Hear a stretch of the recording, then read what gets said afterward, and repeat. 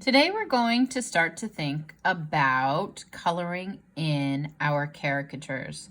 And caricatures have exaggerated features. So before you begin the next step, always take a break and decide if you're happy with the way things are or if you could exaggerate some things. So I exaggerated my eyes, I made them really big. I also exaggerated my mouth, made it very small. So really go back and see like where things are and how you want to exaggerate them in your caricature. Now, the next step you could do is you can outline. A lot of people tend to outline with a black marker, and that's absolutely something you could do. However, I do want to encourage you to think outside of the box a little bit. And instead of just using a black marker, you could use some other things. For example, you could use a different colored marker if you have colored markers at your disposal. Maybe it's kind of a combination of different things. So maybe I'm using a black marker and some colored markers, maybe just to outline a little bit. So not necessarily to color in. So maybe I'm just outlining with that. If you have colored pencils, especially the kinds of colored pencils that don't erase very easily, they can actually make really great outlining tools. So one of the things that I love for my colored pencils is I actually really enjoy using them to outline things that I don't want to erase. So I'm going to use my colored pencil here to kind of outline a little bit. So that's another option that you could do. So think a little bit about outlining. You don't have to outline everything, but sometimes you want certain parts of your artwork to stand out.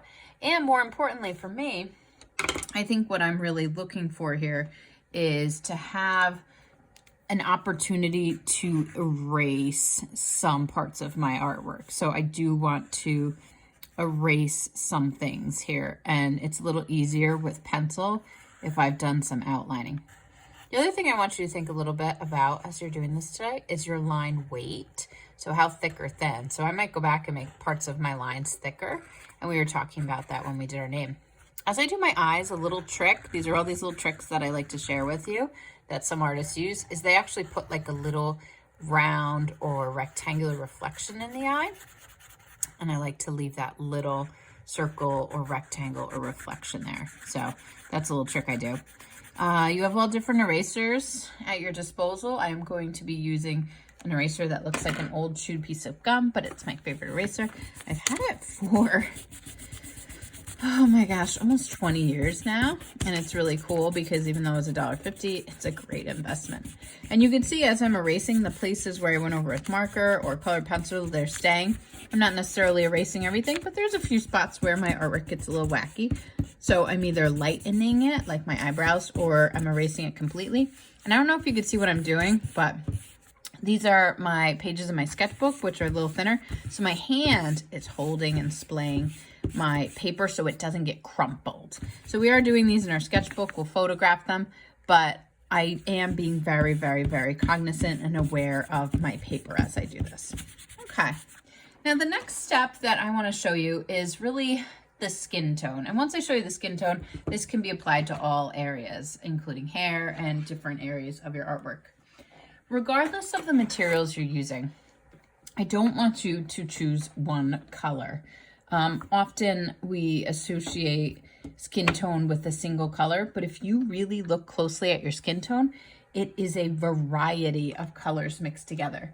So regardless of the material that you are using, I want you to get many different colors.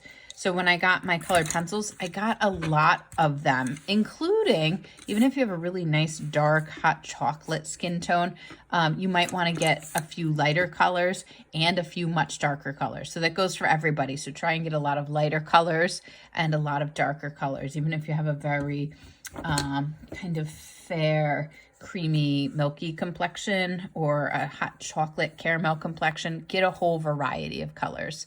So I got a whole bunch of crayons. I got a whole bunch of colored pencils. Whatever you're working with, try to get a variety. And the other thing that I got was just another page of my sketchbook. I like to test out my colors first. And what I want you to do is try to apply different pressures. And this is where it might help to have another page in your sketchbook to work with. Maybe not the back of that, but test out different pressures, like not pressing too hard, pressing really hard, not pressing too hard, pressing really hard, not pressing too hard, pressing really hard. Oh, so hard, I just broke my crayon. Oh my goodness. And then I want you to also mix and blend your colors together. So what happens when I blend these two together? Can I go gradual? And so much of what I do actually builds on each other, even though it doesn't seem like it. We just did our first project with art lettering, and we also talked about coloring it in and using different techniques and multiple colors together. We blended some of our colors together, and that was all on purpose because I want you guys to think a little bit about that when you're doing your colors, especially for skin tone. Start lighter in your pressure and then slowly build up and mix. There is no one single color in any pack of colored pencils, crayons, markers that will match your skin tone, because your skin tone touches the light in different places. Some areas of your face might get flushed, some areas might have shadows, some areas might be catching the light. So you're really going to need a variety of different colors. So here we go. When I'm coloring this in, I'm not just going to necessarily do a solid color. Maybe I'll start with some of my lighter pressure first. And even if you have glasses, like behind your glasses, it's still your skin that you see through your glasses. And I'm also going very light. Maybe I'm using some rounded directions as I go around my cheek and my chin. I'm kind of going in circles. So I'm following the shape of different features of my face. And then I'm going to layer. So I started with kind of a base layer. Ear, don't forget your neck and any other parts of your skin you have. Then there's some areas that are maybe a little bit more flush, not necessarily like makeup or anything, but everybody has different colors and tones in their skin. Definitely have a little red going on my chin right now. And then we definitely have some shadows. So I'm starting very light. The pressure that I'm using is very, very light at first. And I'm going to slowly build up and press harder and harder. So regardless of the colors you're using, use many different versions. And see how I'm kind of touching it in a lot of different places? So I'm adding some shadows in my neck and my ears, and I'm going all over with this color pencil. And I'm not putting it back in the box. I am going back and forth, back and forth, back and forth. So I'm using all my colors back and forth, back and forth, back and forth, really light at first. And if you're not sure how a color works, go back to your practice page and test it out. And then I tend to pick one color that I could press a little harder with, and I'll kind of practice in some areas if I want to get like a different texture, because right now my texture is kind of rough, and I hope my skin looks a little smoother than that. Maybe not, depending on what happened in your situation, you could change it a little bit. And then I kind of use a colored pencil or crayon over top that I could press a little harder with to blend it together. But you can do that in a lot of different ways. So I'm really now kind of pressing a little harder, blending together to get all those different skin tones. And I just want you to keep going. I'm not going to continue necessarily with this, but in the interest of time, but you're kind of seeing already that I'm layering and adding up, and this video is already at about 8 minutes. So this is something that should take you a very long time. And don't just go for what you think is the stereotypical color, like, oh, my lips, let me do them red. Like, wait, stop for a second. Think about lips. Are they really red? Maybe if you're wearing lipstick, yeah, and you can do them red, but maybe they're just a combination of like kind of a brown with a little pink. So really look at yourself, really think. Same thing with eyebrows. Are my eyebrows black? No. A lot of people call me a redhead. Is my hair actually this color? No, it's actually more of like kind of an orangey color.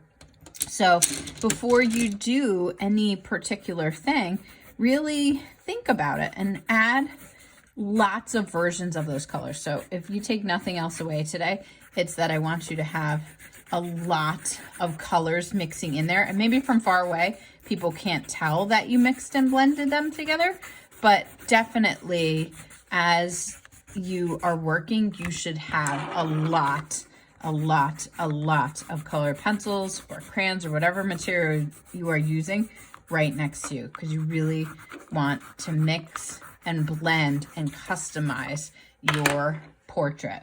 And you can exaggerate things if you want. Like I have a little bit of green in my glasses, so I can really kind of exaggerate that now if I feel like it'll bring some things out. All right, I'm having all the fun here. Now it's time for you guys to have some fun. Start coloring, mix and blend, and use a lot of whatever material you're using. You might even be able to mix those materials together. And you can see hair, male, female, short, long, it doesn't even matter. I'm coloring my hair in like bigger pieces. I'm not doing individual little hairs. That's too crazy, but I am also going with the direction of my hair growth. And I know Mr. Booth talked about that with some of you who had him last year. All right, I hope that helps. Really have fun. These are just like a lot of fun tips that artists use, but you don't have to use any of them. Can't wait to see what you create.